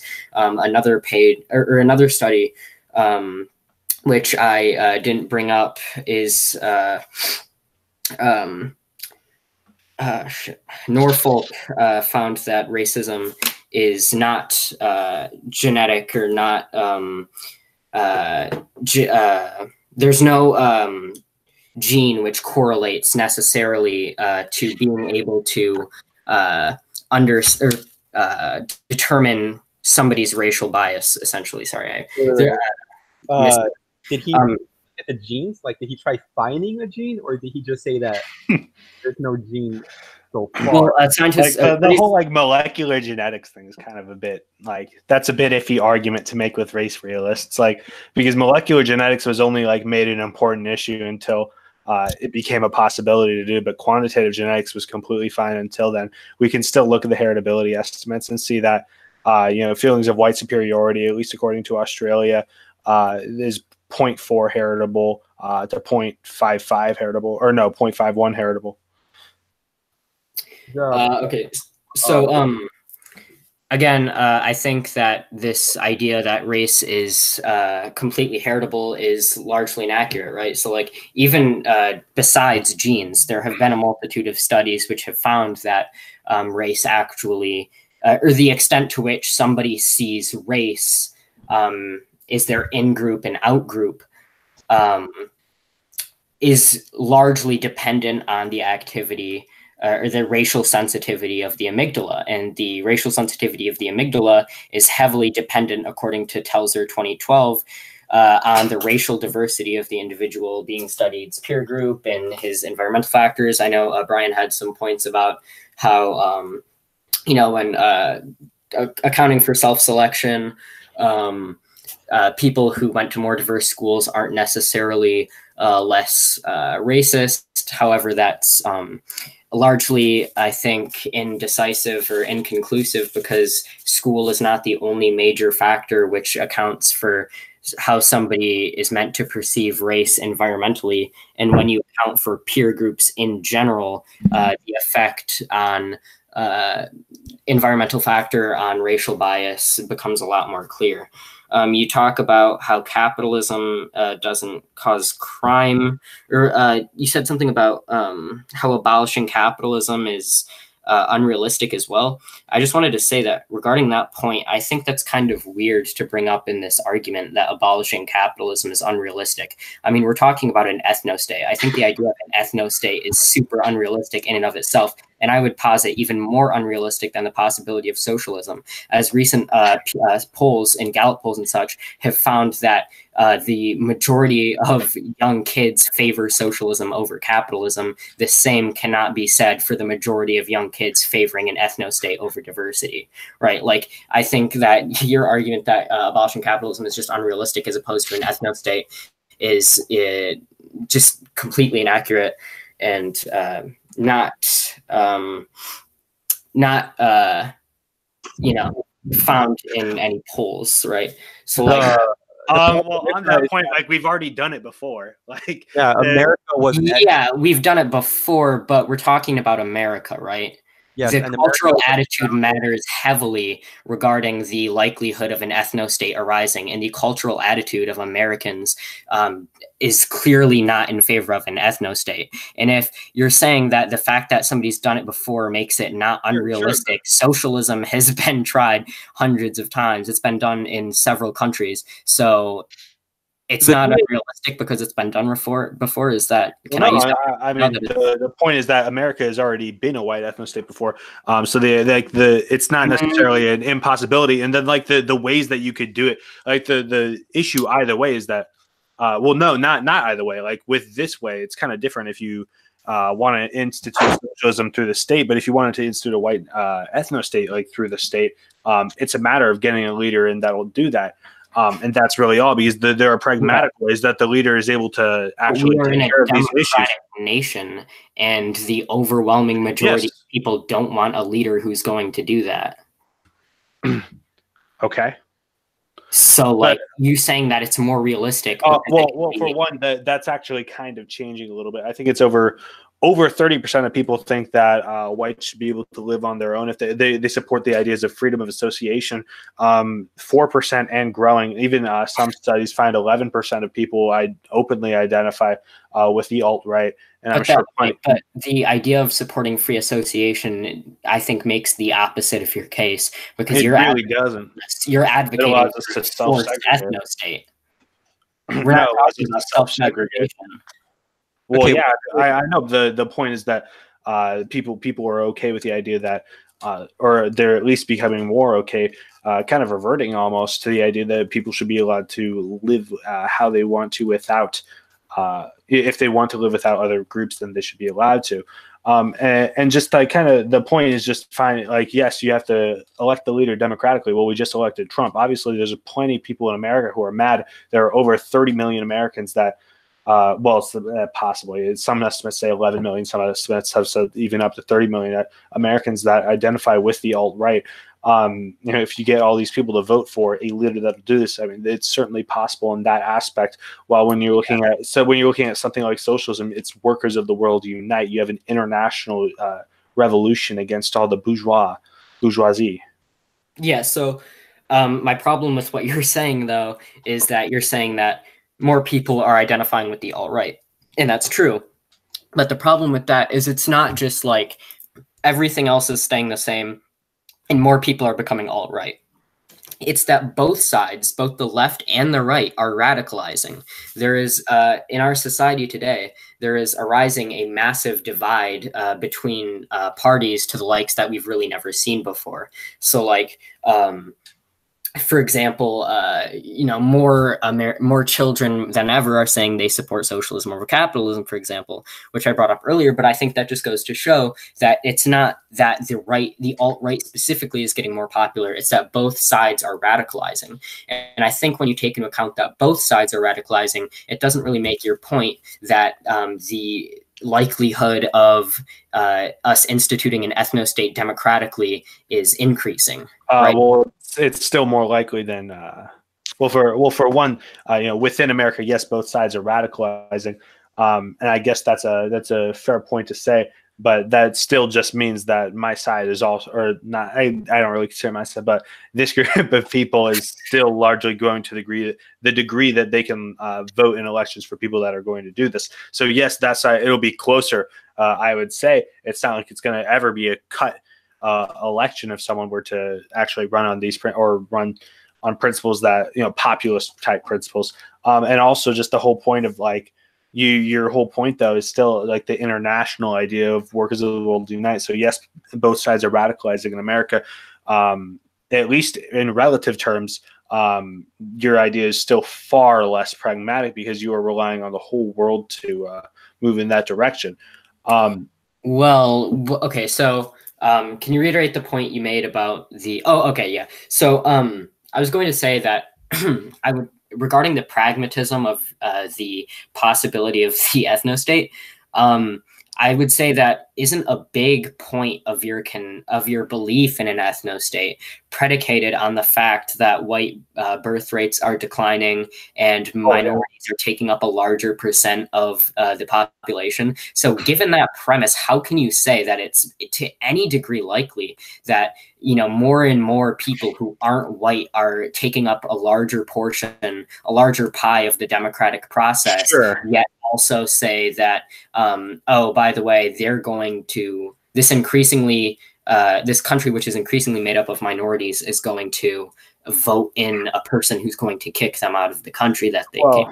The simple, because the poll I'm actually looking at comes from Ipsos, and it looks at all Americans in general. So even when you're looking at all Americans right now, which is only about 62% white, 60, 62, 68, something like that. Even then, we still have about 4% of people, and it's growing. So regardless of the amount of the amount of minorities that are flooding into the country, browns and blacks that are flooding into the country, and the amount that whites are declining, the percentage of them becoming white nationalists is still increasing. The percentage of them becoming alt-right is still largely increasing. So regardless of that, it still seems very possible within that realm. Right, but we're talking about also, I'm going to address your comment on the whole international revolution thing. So you talked about how, you know, more white people. Okay, so we're arguing about pragmatism, right? And you're talking about more white people are becoming more white nationalists, and also there is becoming less white people, and also more left-wingers are becoming more socialist, right? So we're arguing about the pragmatism, right? And more people are immigrating to my side, which is, you know, somewhat like the far left. More people are going to your side, which is the far right. The difference is your side only includes white people. My side can encompass anybody of any race. It's not, my ideology isn't racially exclusive. Besides, you know, but I guess what I'm saying is that, you know, if two sides are growing and one side has a larger base of possible followers, I think that you can say safely that it's more pragmatic. And you talk about how it's unrealistic for an international revolution, whatever. That's actually not true. We've seen historically that when one nation has a sort of revolution, especially if it's a successful revolution, well, I would posit, unlike many leftists, that there really hasn't been a successful revolution, particularly because there's never been an international revolution, and revolutions have typically relied on authoritarian apparatus to achieve revolution, which I heavily disagree with, of course, because I'm a libertarian. But what I'm saying is that what we've seen historically is that revolution isn't just like it happens and then you have to coincidentally hope it happens everywhere else, right? Like it's a historically been a chain reaction of revolution. So I don't think that, I think your argument is kind of based on a fundamental misunderstanding of how far left ideologies, socialism, etc., kind of spread. Well, I mean, regarding that, I would also, I guess you're a little bit like right on like in terms of polling data, at least how pragmatic this could go. Although I think in terms of policy, this would be very easy to institute as long as you got the right person in.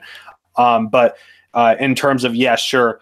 I guess you are right on that. Although I would also add that the fact that Republicans or it's more likely to go to a Republican vote than it is to a Democrat vote when there's less voters and the amount of voters is decreasing. But of course, that will somewhat change as both sides radicalize. I still think that's also a fair point to consider. But sure, I guess. But I still would. Okay, and then beyond that, anyways, sure, I'll concede that in terms of polling. It'll be tough to get a person in that will institute these policies. I think another point worth making is still, once again, that you like earlier on, you said, oh, well, blacks are, they don't like work and therefore that they are more socialistic. Well, I'd actually disagree because it's not that they don't, well, they do like not like work, but they like doing very little work to get a very large amount of capital. So they do actually like capital. And the other thing is, once again, I think that black people are actually incompatible with the idea of socialism, at least in the sense that you're going to have a community that equally contributes and equally tries to help the area. Like if you like, at least the way that from what I've read of communist ideas from a few different people, these ideas where like people are going to equally contribute in, and they're going to get with the Marx idea of give what you can, take what you need.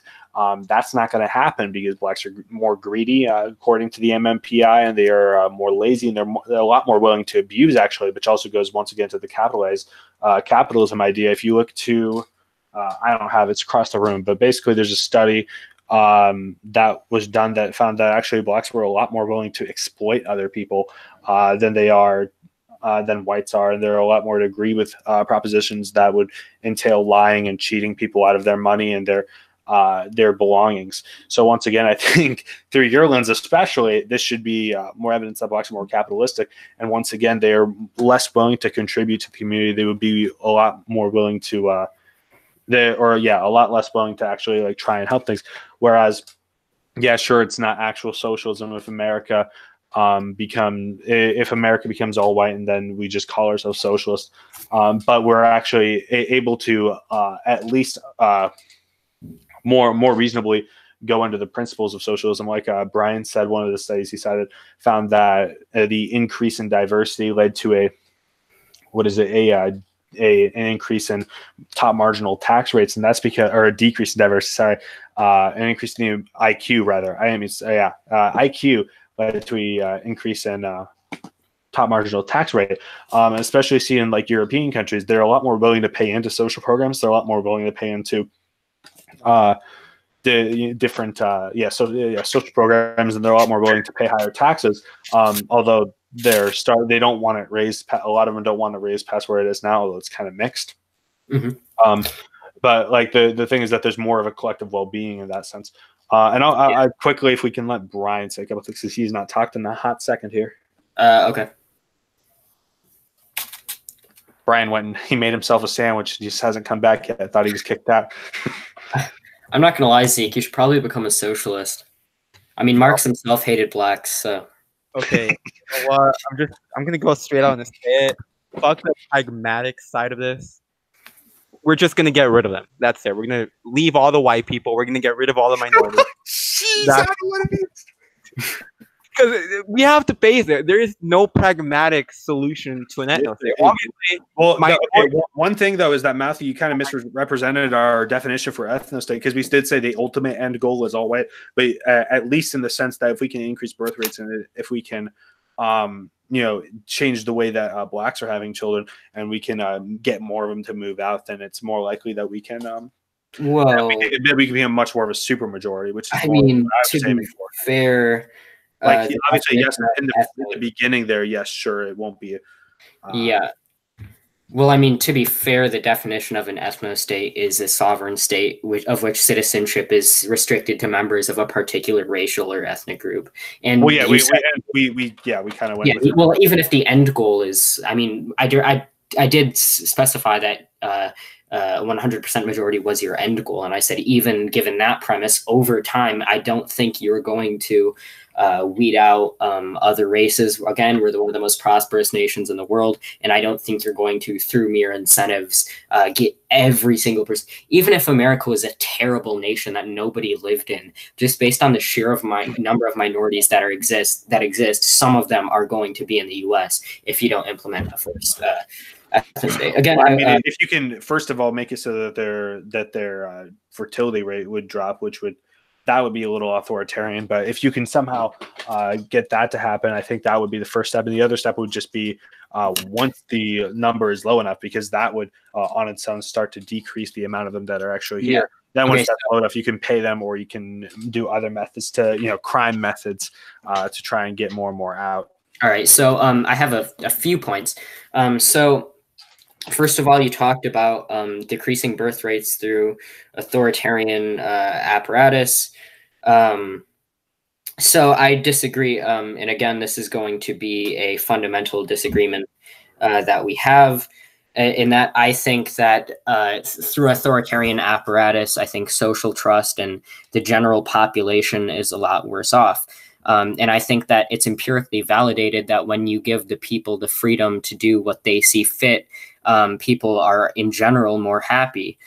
For example, Rahman and Veenhoven in 2017 found that, quote, freedom and happiness are positively correlated in contemporary nations, and we find no pattern of declining happiness returns, which suggests that freedom has not passed its maximum in the freest countries.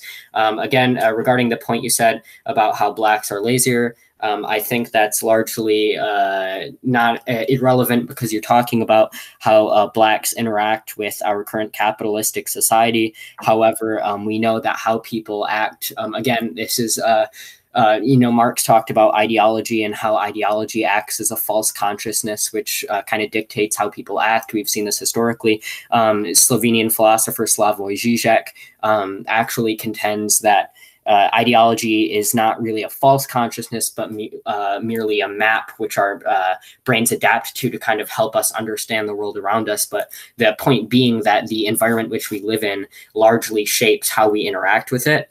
And the fact that blacks interact with capitalistic society in this manner doesn't necessarily have any implications for how they would act under a radically different society, right? And largely, it's so impossible to understand what the next epoch would look like that you can't really determine how people would interact with it in good faith. So you also brought up Scandinavian countries and tax rates. So first of all, I would like to talk about your tax rates arguments.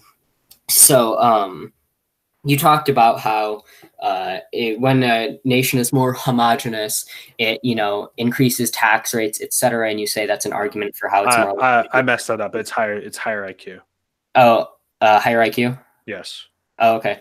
Well, I mean, couldn't you kind of attribute that to the fact that, I watched Brian's infamous debate with Joel Patrick, and Brian brought up the fact that people with higher IQ are on average more liberal, and liberals are the people who believes in these policies. I mean, these are liberal economic policies, so you could kind of say wait. No. Data on that is mixed. The data on that is mixed. No, shut up. No, Satoshi, he didn't define liberal in the way you think it means. Mm-hmm. The way he defined liberal was where is it? Oh, the concern for the welfare of genetically unrelated others and the willingness to contribute to larger proportions of private resources for the welfare of such others. So he had his own definition of what constitutes liberal, not in political. So more, well, yeah, I think that kind of still makes my point. I mean, you talk about how, people who care more for the welfare of other people will instate higher taxes and stuff and better welfare, which, that's kind of logically, that kind of solves itself, doesn't it? And you bring up Scandinavia, but you neglect the fact that Scandinavia, 30% of people in Sweden are either born abroad or have at least one parent from abroad. And Norway and Sweden have a greater portion of foreign-born residents than the US. This is 13.9% in Sweden, or in Norway, and 16% in Sweden, compared to 13.1% in the US. So it's really not this homogenous paradise that a lot of people make it out to be. Well, 13% is pretty.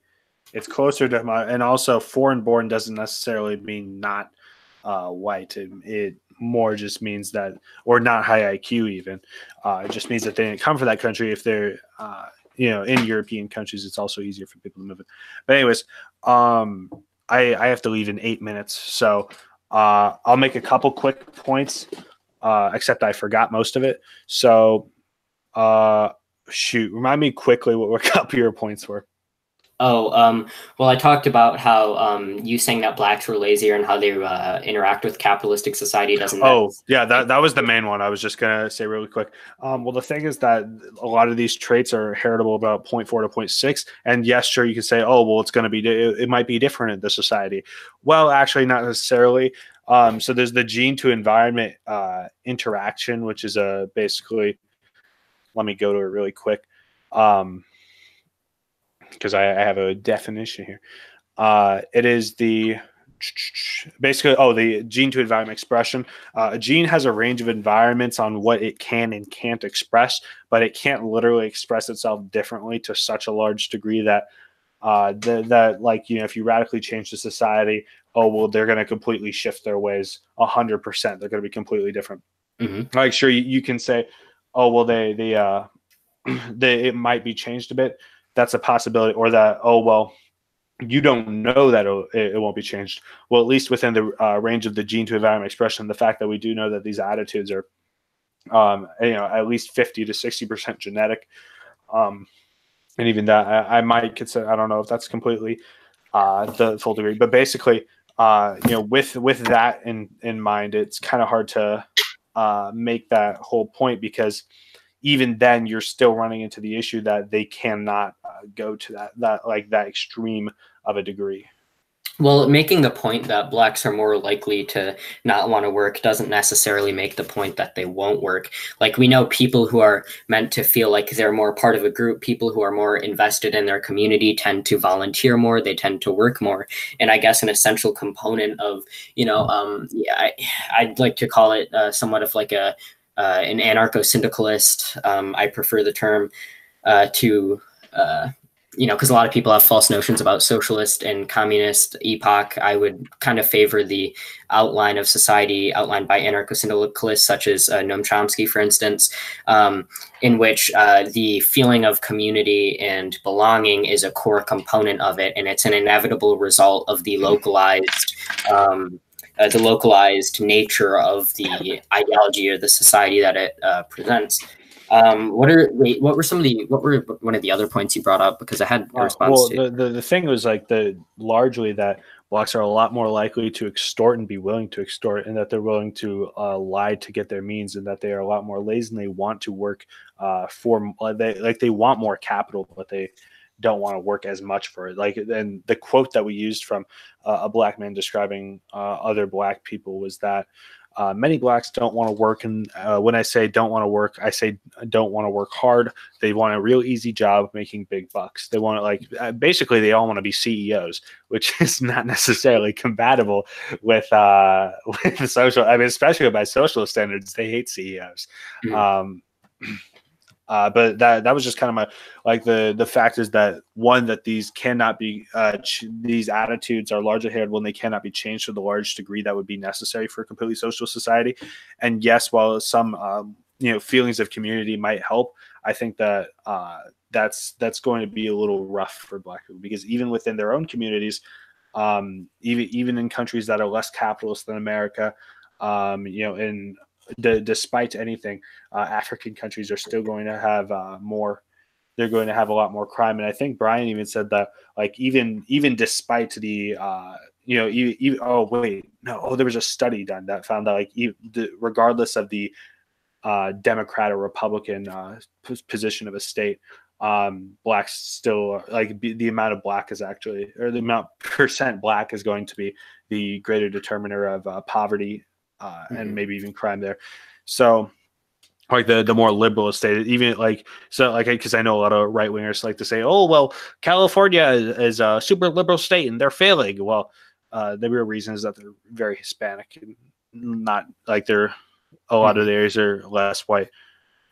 Yeah, so I remembered what I was going to say in regards to your point about taxes and how people are more willing to give taxes when they're more homogenous. I guess that what I'm saying, or my point would be that taxes are an apparatus which occur through the state. And so therefore, it's not really equatable to them being more socialistic. Well, it is in the sense that they're more willing to contribute to their community. Well, yeah, but again, we're operating under the analysis of how they interact with the capitalist epoch, which again, they would interact radically different under the communistic epoch. Well, and under that circumstance, then they're going to be, either people are going to higher IQ people are going to be less willing to contribute to the community, or and still my point kind of stands that we can't radically change the genetic determinants, at least. Well, I mean, I think environment has somewhat of an impact over. It does have an impact, but it's not going to be. It's actually not greater. The majority, as Robert Pullman points out in Blueprint, every single behavioral trait, almost, not necessarily every, but the high majority, are controlled more by genetics and more by heritable features than every environmental trait added up. Are you familiar with any measures of heritability regarding how it interacts with laziness? Yeah, I have a. Let me 1 sec. I'll be right back.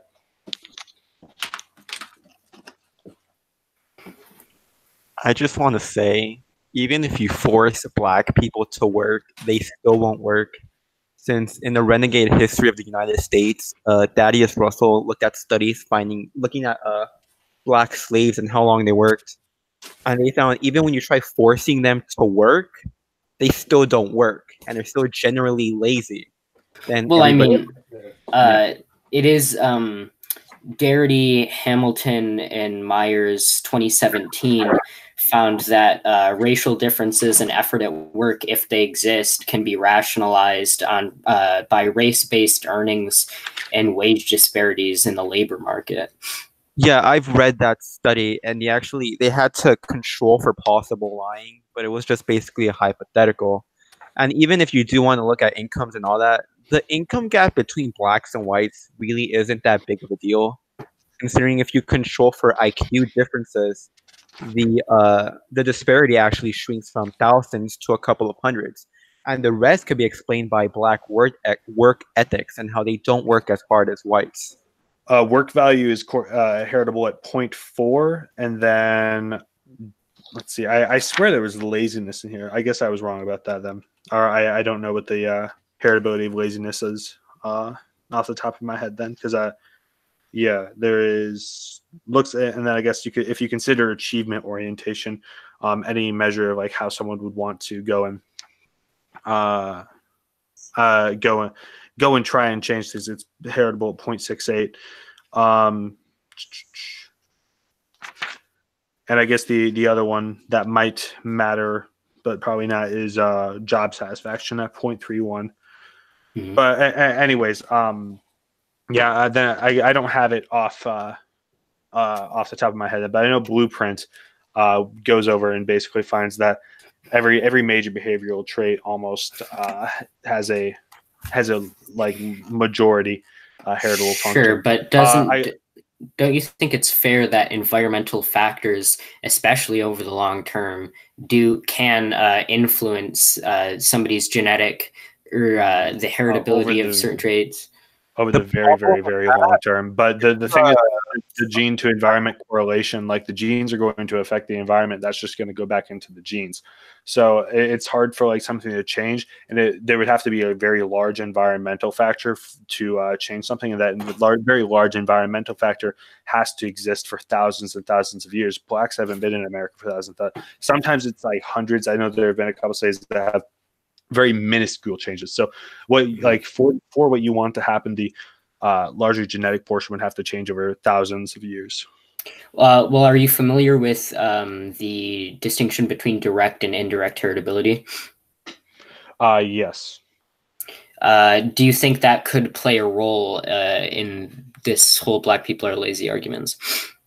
Maybe. Because I mean, I'm going to pull a quote here. Consider a culture in which red-haired children are beaten over the head regularly, but all other children are treated well. This effect will increase the measured heritability of IQ, or whatever, insert heritable behavioral trait, because red-haired identical twins will tend to resemble one another in IQ because they will both have low IQs, no matter what the social class of the family in which they are raised. The effect of a red hair gene on red hair is a direct genetic effect because the gene affects the color via an internal biochemical process. By contrast, a gene affects a characteristic indirectly by producing a direct effect which interacts with the environment so as to affect the characteristic. In the hypothetical example, the red hair genes affect IQ indirectly. In the case of IQ, no one has any idea how to separate out direct from indirect genetic effects because no one has much of an idea of how genes and environment affect IQ. For that reason, we don't know whether or to what extent the roughly 60% heritability of IQ found in white populations is indirect heritability as opposed to direct heritability.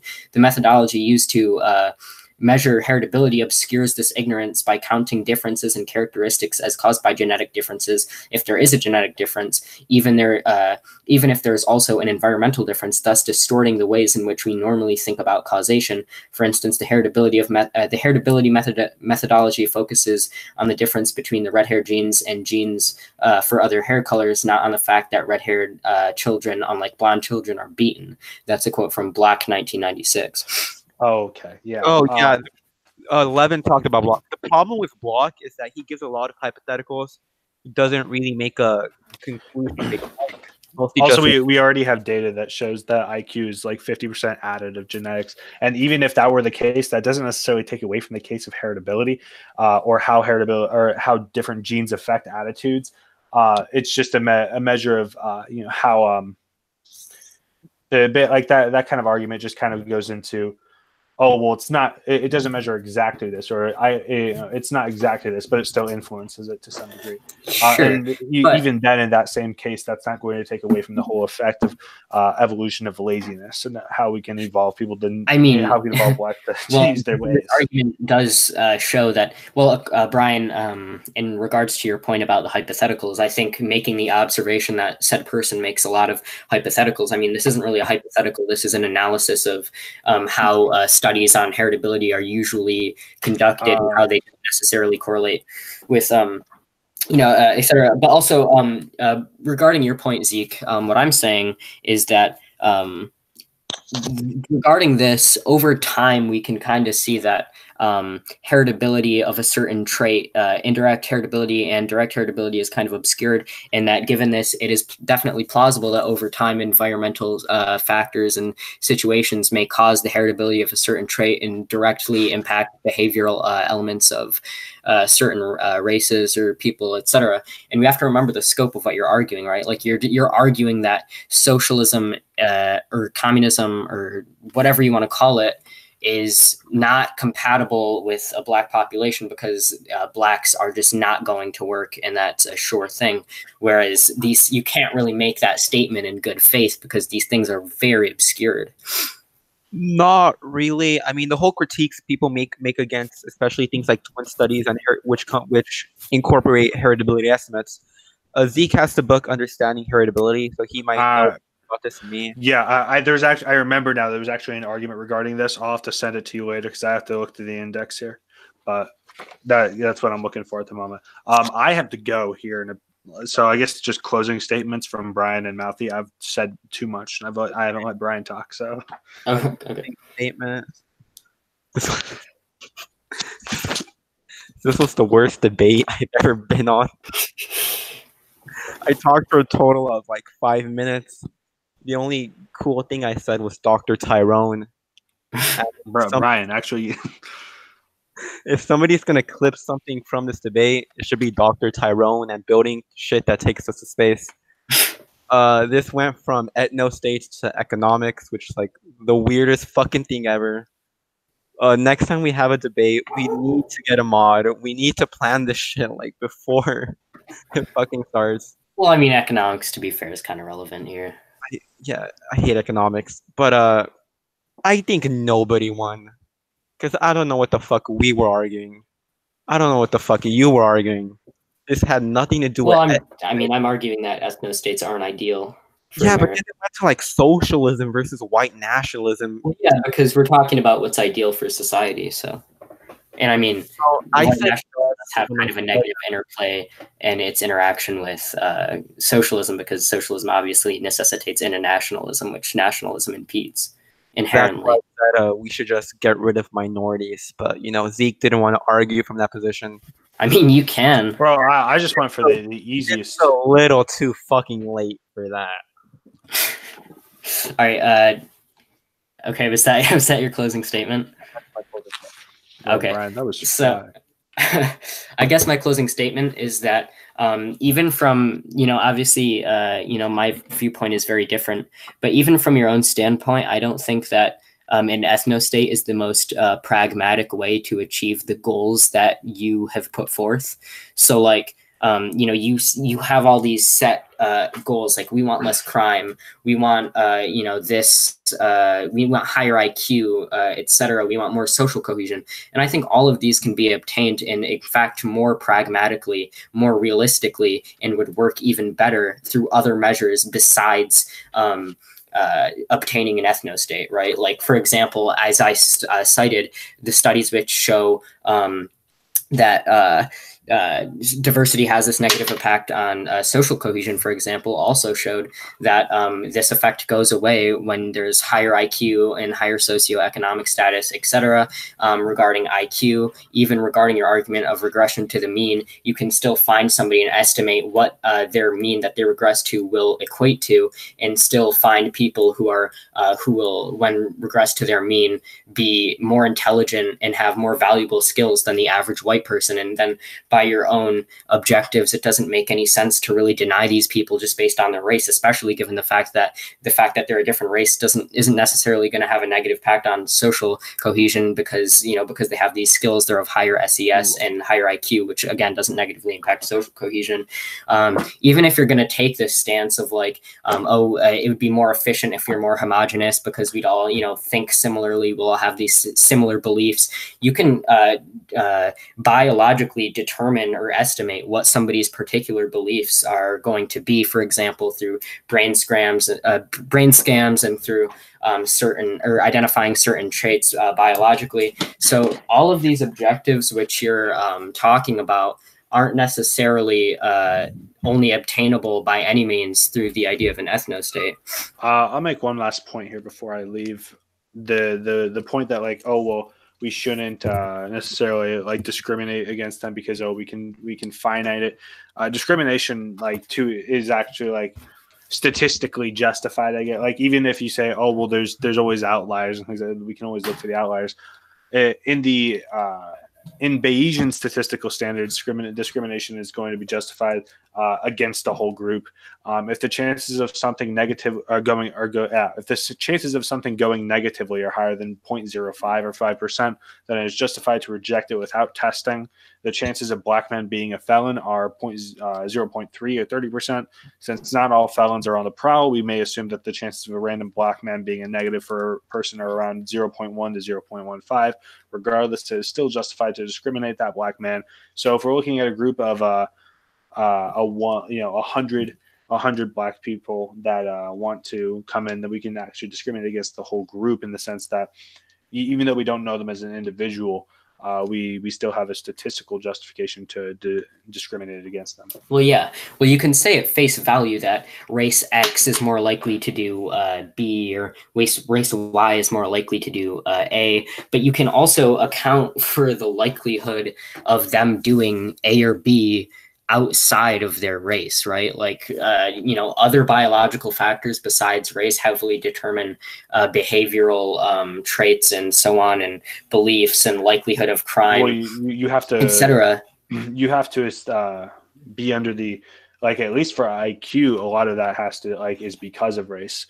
I think Falk finds about 80% for, at least within America, that the between group heritability of IQ, at least. So, like, a lot of it actually is because of race. And I think Brian would argue this as well, that sure, there's like the heritability, like the biological aspect of that. Oh, you can look at the biology, the heritability of different things, but you can also say that these things are because of less than just genes, but because of the genes associated with the race. Piffer 2015 finds that there are different race differences and allele frequency for different intelligence-related genes, for example. Okay, so there are... All right, so I guess my final point would be that biological risk factors could be defined regarding crime as anything that impinges on the child from conception of birth, according to Kaiser and Rezminski, 2010. And according to further studies, there are several behavioral traits which operate completely outside the confines of race, such as antisocial values, criminal peers, antisocial personality, which can be observed biologically, low self-control, which you can determine through testing and so on. there are all of these things which contribute to behavioral traits such as, or possible things that somebody can do, such as crime and so on, which operate completely outside of the basis of race. And in looking at these things, you can, even if you can say that this race is more likely to do this, there are other means of understanding the individual's likelihood to do that outside of their race. And controlling for that would actually be more beneficial than only letting in one race, because, you know, as I talked about, the brain drain, innovation is incredibly important right now, etc. I meant to mention, that's basically the argument for slavery, though, bud. What do you mean? Like one of the major arguments when slavery was being debated was that, oh, well, we need these people to take the jobs for us, so that we need this cheap labor and stuff like that. You know, without these people taking the jobs, the economy is going to collapse. Now that didn't happen, first of all, and second of all, like it's just kind of, you're bringing this point over that was used in the same context. I'm not saying that's like a you're advocating for slavery type thing. I'm just saying, like, from the ethical standpoint, that's pretty different, though. You know, like, there are certain. Well, I mean, but at least from a Kantian perspective, that's it's using another person as a means instead of an end, which is kind of an issue. Mean, I kind of disagree, though, because, again, I think that's kind of the opposite of my point, really, because my point is that there are going to be, regardless of, in general, say, you know, if the argument is like, oh, white people are smarter, therefore we should have all these people doing our work so that we can be more innovative. However, my argument is that even if white people are in general smarter, there is going to be people of all other races who are smarter than the average white person, and therefore fostering their skills allows for greater innovation. There will be those 10 black people who fall out of the 10 Tyrones. Well, I mean, we're not just talking about blacks, though. We're talking about Asians, which have on average higher IQs than whites. We're talking about all other races. Well, I mean, you can't deny that people of other races have contributed greatly to scientific development historically. And another thing hardly. Whites have had a bigger impact on scientific innovations. It has less to do with IQ when it comes to scientific innovations. There, like I said, there was there was a big thing called the European Revolution, studied by Ryan Falk, which finds that actually the reason for innovation is merely a factor of evolution for whites, and that they evolved in a time like there were pressures within the medieval ages and stuff like that basically caused them to be so prone to capitalism and so prone to innovation. All right, I have to go. So, yeah, I'll see you guys. All right. Well, okay. So good debates. Good debates, everyone. Hope everyone had a fun time. I'm going to bang Brian's mother tonight, and well, you have fun with that, Zeke. I will. Have a good night. You too. All right. See ya. All right. So, Brian, is there anything else you want to say? I guess. I was just going to respond to the comment that Zeke made. I was going to say that a study from Adams Nagner found that innovation in the United States is largely encompassed by minorities. Immigrants comprise a large and vital component of U.S. innovation, with 5.5% of U.S. innovators born outside the United States. So I think this assumption that innovation is negatively impacted because whites are more likely to innovate is kind of inaccurate. Is there anything else you'd like to say? No. All right. Well, I guess that's about it. So, all right, I guess we'll end this here.